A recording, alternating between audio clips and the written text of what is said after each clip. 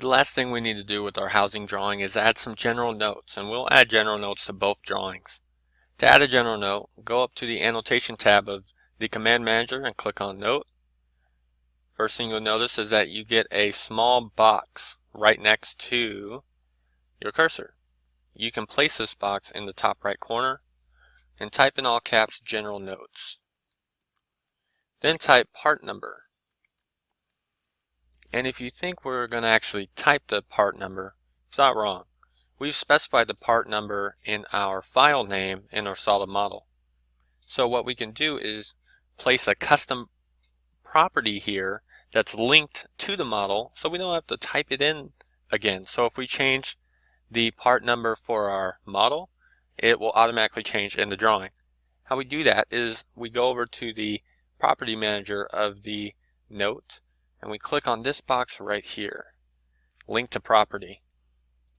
Click on that and you get a dialog box. What you want to choose is model found here, because we want the property to be linked to the model found here, not in this document but in the model found here. And then for the property name, we're going to select the file name. Now mine doesn't have the part number because I use a special file for all of my video examples, but this is what I named my model, so I don't have to type that again. Now let's make one for material, and we specified the material in the model as well. This one is a little bit different because it's not automatically generated. We actually have to go back to the model. Let's see, I don't have the model open currently, so I'm going to right click, or first escape out of the note command and then right click in any one of the views and then go to open part. This is how I know I'm opening the part that's actually in the drawing. Then I can click on the file properties dialog box near the menu bar. Click on that, go to the custom tab and add these to properties. Now I'm going to add them again just to show you how to do it. So you can click the down arrow in property name, choose material, and then over in the value text expression, click the down arrow and choose material again. Here we get a piece of code that evaluates to the material that's set in the model, cast alloy steel.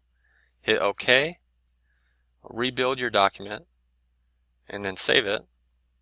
And now go back to your drawing.